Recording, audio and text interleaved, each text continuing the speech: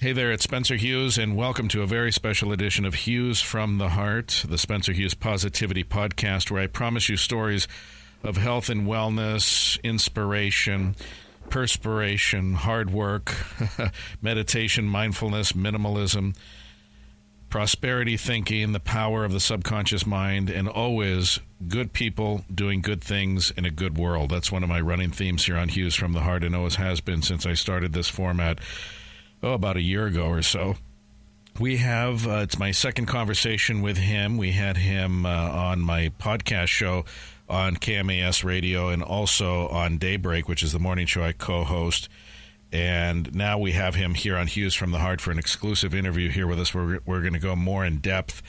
Finished reading his book, Mo's Bows, A Young Person's Guide to Startup Success. And we're going to speak with the founder and CEO of Mo's Bows Memphis, Hello. Moziah Bridges, who joins us here on Hughes From The Heart. Mo, what a pleasure to talk with you again. How are you?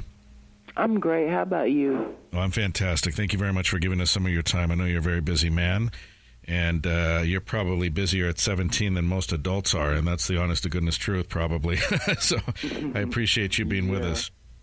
So, thank you. I'm so glad to be here. Well, thank you. Now, I have to admit, I read through maybe 3 chapters of your book the first time we had you on, and now I finished the entire book, and I want to read it again and again. This is such a great book you've written here about how you got started and how, tips you're sharing for a successful business, especially for young people.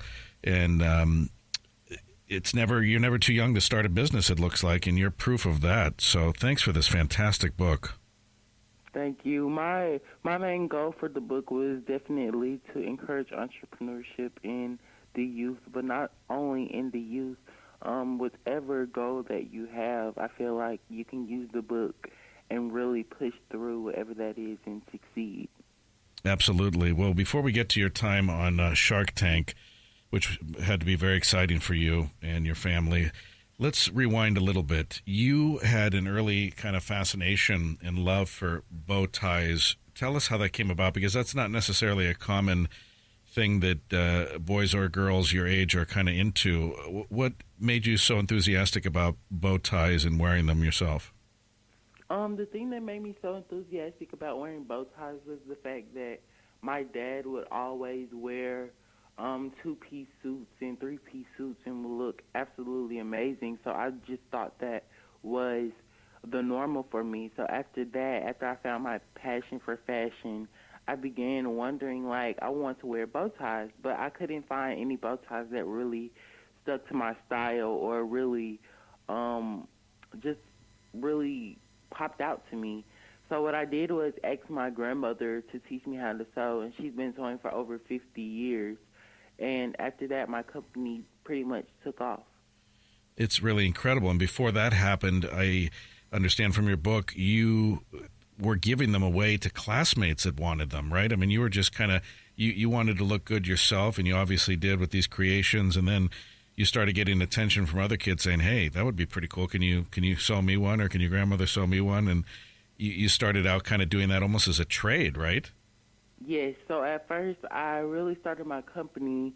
Well, it wasn't even a company. At first, I really started making bow ties because I wanted to look good and feel good. But then when I went to school, other kids would ask me where did I get my tie. And from there, I would just start to build up a demand of customers.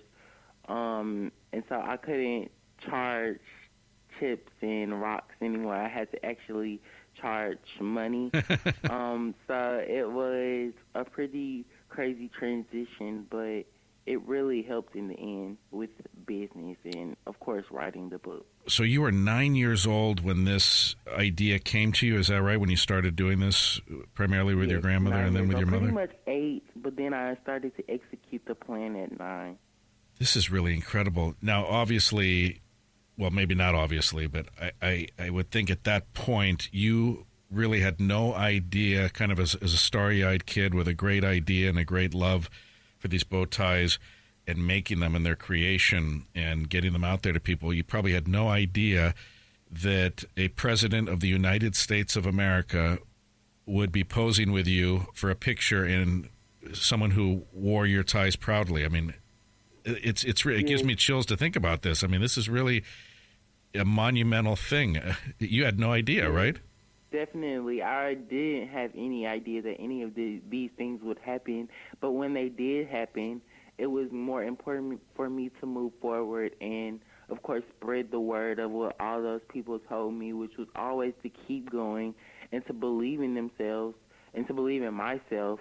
And so that has just been very important and a very main factor in me doing public speaking and giving back to the community as well. And that's a big part of what you talk about with the Mo's Easy Bows, which we'll talk about, the bows of business, a little bit later on. But tell me, when you kind of had the idea that this was going to, like, at what point did you say to yourself, wow, this is really, really taking off? And what did that feel like to you? Well, at the point that I told myself that this was taking off, I think I was going on the Steve Harvey morning show, and I was very young at that point. And so I was just like, this is fun, this is cool. But after the show, more and more interviews started picking up, more television shows started picking up. And that's when I just realized that, Mo's Bows could actually be something. And I love how you tell your audience, mainly kids, but as you said, it doesn't matter whether you're a kid or my age or older even. You can learn a lot from this book. But I love how you point out something that's absolutely true, but a lot of people don't seem to grasp it, that everything you need for success is right inside of you. People make excuses, don't they, Mo, that they got to get money, they got to get this. As soon as I own a house, then I'll do it. As soon as I get married, I'll do it. As soon as I move to this city, I'll do it. And someday never happens. I mean, everything you need to start out is right inside of you. Why don't you talk about that for a moment? Well, I just think it's right inside of you just because my mom has always instilled in me to believe in myself, and that I feel like means to invest in myself. And so with that practice and with, like I said, practicing that, it just really got me into a cycle of really pursuing what I want to do and executing it well. I feel like the more that I practice and the more that you practice at the things that you want, consistency is key when trying to be successful at anything, I believe. I mean, it's just all about believing in yourself and all about knowing that the power is inside of you and that today is the time to do it and not to wait. Because I feel like the younger that you are, the more time you have to decide what you want to do. But not only, like I said, for youth, any age that you are, anything can happen tomorrow. So I feel like that it's important to live today and to, like I said, execute your plans wisely. Absolutely. Now, tell us, were you a little shy about this in the beginning, or were you always kind of outgoing? Did you have to overcome anything inside of you that said, that nagging voice we all have that kind of second guesses yourself? Did you have any of that going on in terms of confidence? I had a lot of that going on sometimes because I would always find myself in the predicament of either going to someone's birthday party or going to do a speaking engagement in Germany or going to prom or going to talk to this many people there. So it was kind of hard, like, I could be doing something else with my time right now, but I don't really regret it just because it's really shown me a lot on how to process those feelings and also that, those things can happen another time in life. I have my whole life to live, and that, like I said, if I work hard now, then obviously I can play way harder later. Absolutely. Why don't we talk about some of these tips you have? Because it's simple, but so many people, I'm surprised, don't do it. The whole smile, speak up, care about your appearance, the firm handshake, the positive attitude about what your product is, regardless of what it is, whether it's lemonade or bow ties. People need to smile more. Mo, I see a whole lot of people kind of frowning out there, and it makes me sad. That's what this podcast I do is all about, is to try to make people realize just how well off most of us are in the whole scheme of things, and that we ought to smile more and just kind of be more personable and sociable and just kind of enjoy what we're doing and find something we're passionate about. But could you go over some of these things? Because I think it sounds like common sense, but as you know, common sense isn't so common anymore. But can we go over some of these, like the smile and the speak up? There are a couple of things that you need in order to, I feel like, be successful in business. One of those things, like you mentioned, were smiling and really speaking up loud and executing your conversation well. And another thing that I talk about in my book is my elevator pitch and how quick and easy you need to be on your feet in order to inform people about what you do or your service. And I think those are the main ones that come off the top of my head. And one thing that a lot of people, myself included, use kind of as an obstacle, kind of a man-made obstacle, if you will, kind of an excuse, really, is the whole, well, I don't have any money to market. What do I do? And you have a whole chapter that addresses this, Chapter 9, Yes. $0 marketing. And that's exciting to a lot of us because I think that's a big barrier for a lot of people, even if it's just a mental one, right? That they think, well, how do I let people know that I have this product? I might have the best lemonade in the world, but if nobody knows about it, I'm not going to sell very many glasses of it. So tell us a little bit about this $0 marketing. Well, the $0 marketing is really just any type of marketing that you can think of that you don't have to pay for. So, like word of mouth.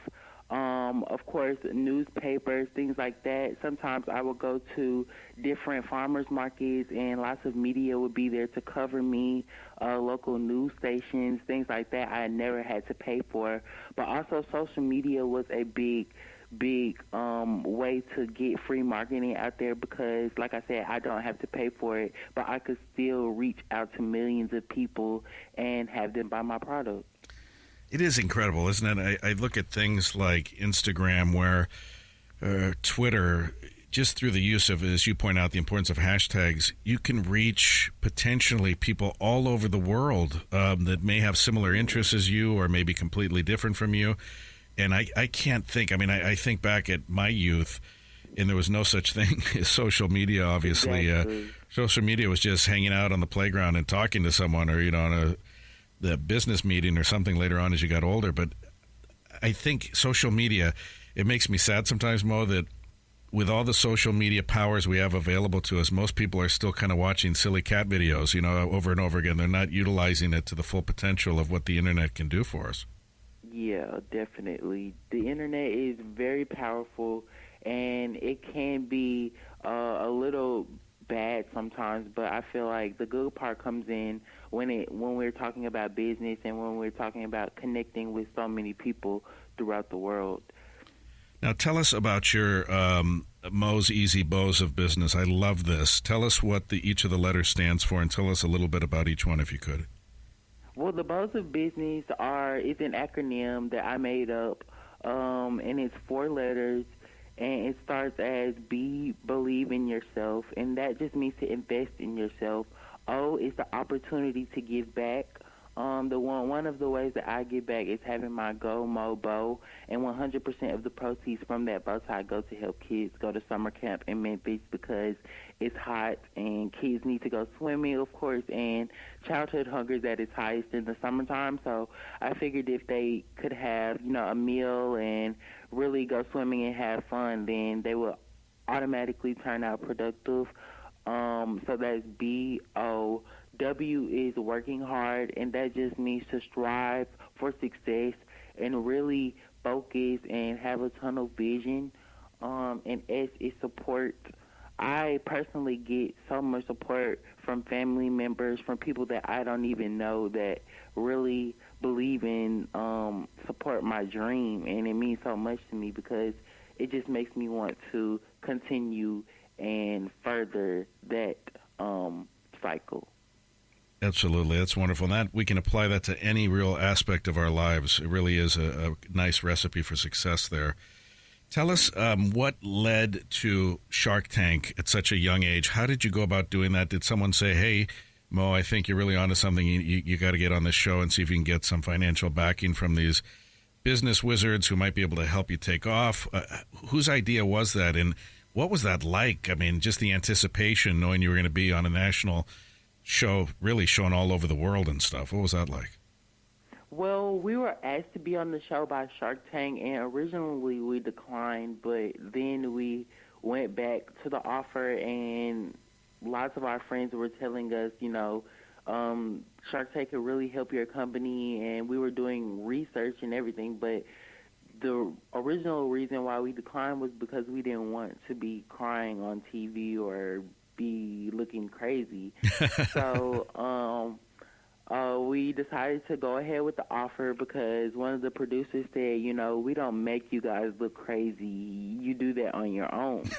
So, but we just help out with it, I guess. So is one of what one of the producers said. But so we decided to do it, and it was, I think, a week-long process, and it was like a stage process. So you would pitch to producers, and if you move to the next round, then you would have to pitch to more producers, and then if you move to the next round, you pitch in front of an audience, and then they sit everybody down and they pick different people. Like, okay, so this, I'm gonna say 1, 2, 5, and 6, and so the other ones would have to sit there, and then that would mean that they would be going home, and the other people would be able to go on TV. So we were the ones that were able to go on TV, and I was so nervous that I forgot my pitch when I actually went on the show, because it's not like a regular show where you meet the sharks before, or where you meet the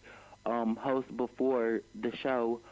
We actually met them on the show while the cameras were filming. Oh, really? So it's really like you see it on TV. You just kind of get out there in front of everybody in the world and them. And wow. Yeah, I didn't meet any of the sharks before the show. So it was really scary and really intimidating. And I think that's how they get a lot of their good shots, because it's just like really shocked, because they're celebrities, but also, you're trying to get something from them. So it was kind of crazy. So I went on there asking for a lot of money, and I didn't leave with the deal, but I left with, I feel like, even more, something even more valuable, which was a mentorship with Damon John, which basically meant that I got to keep all of the proceeds of my company, but still gain his help and some of his resources that he had at the tip of his fingers. But also because when I went on the show, I ended up getting more than I had asked for from the exposure from the show, because people, of course, loved my ties and loved my story and how young I was. So there was a lot of factors that play into Shark Tank and how it really boosts my company. But overall, it's been such a great show, and the experience was amazing.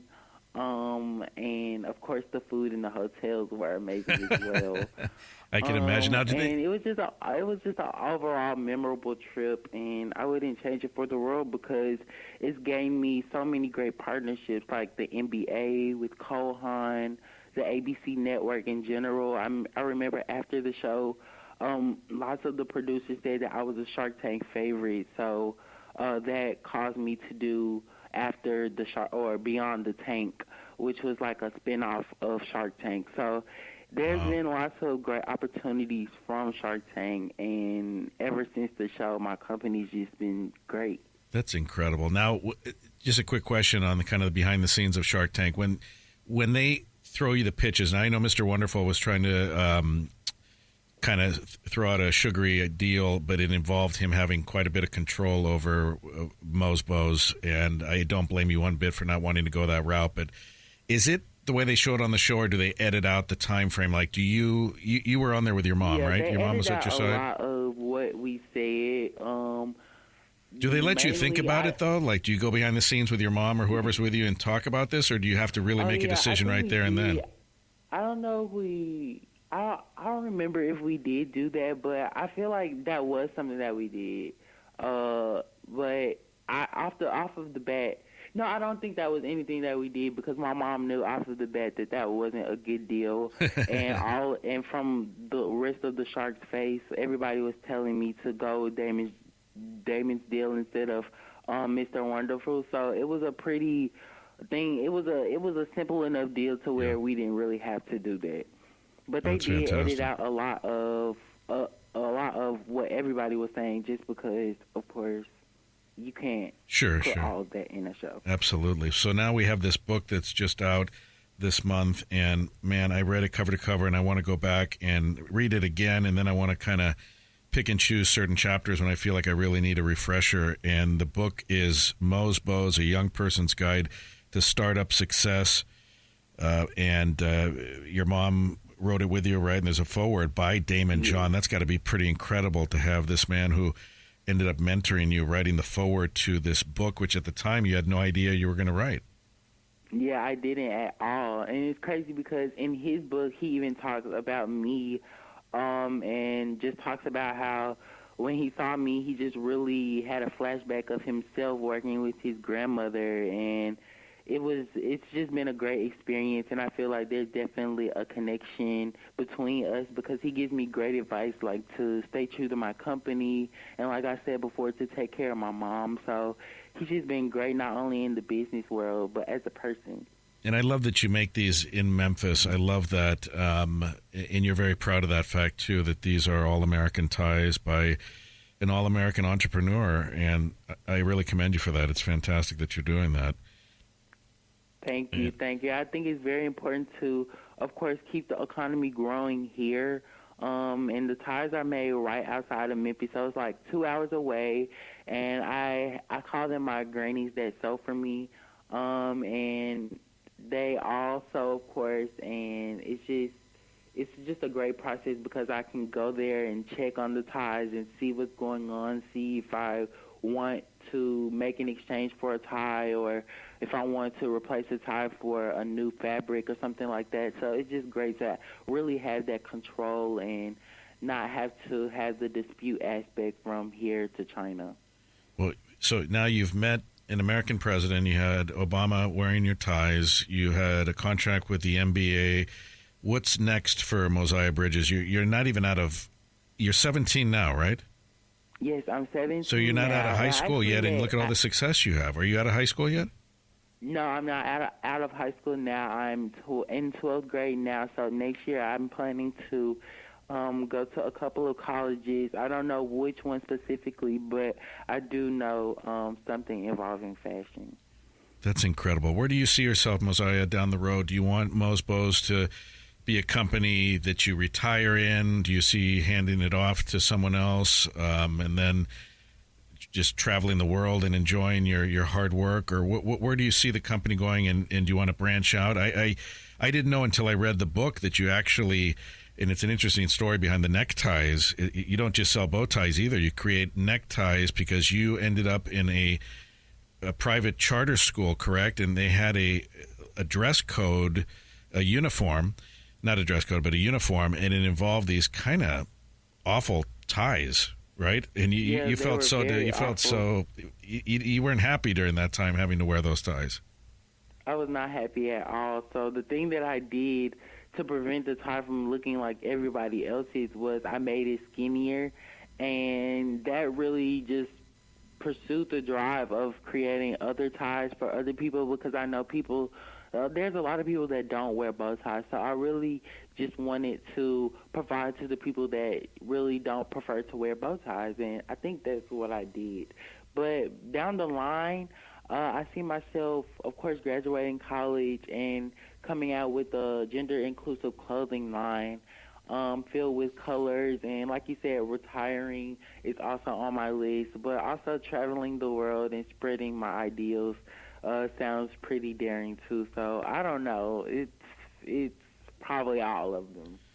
Well, Moziah, I don't want you to think I just say this to everybody because I don't do many interviews for my podcast, to be honest with you, but you are one of the biggest inspirations to me, and I'm glad I found out about you. I'm glad for your success. I'm glad you made the time to be on my little podcast here and let me talk with you here and spread the word about Mo's Bows, Memphis.com, which is the official website, and your book, Mo's Bows, A Young Person's Guide to Startup Success. And they can get this on Amazon, right? They can get it in their neighborhood bookseller that would have it. And it's from Running Press, runningpress.com. They can find it all over the place. It's very nicely priced. It feels good in your hands. And, man, the messages you write in here are just off the charts. I really mean it. Thank you. Thank you so much for having me today. Well, I appreciate it. My social media is nowhere near as big as yours. I have to just warn you there, but I'm going to post this all over the place as soon as I upload this to my podcast, Okay. and I'll share the link with you as well, and Okay, great. and you could share with your family too. But I'm sure they're all very proud of you. I'm proud of you, and I can't wait to see where you go in the next several years, Moziah. Thank you. Thank you so much. You take care. Thanks for being a great inspiration to young and old alike. You take care, my friend. Thank you.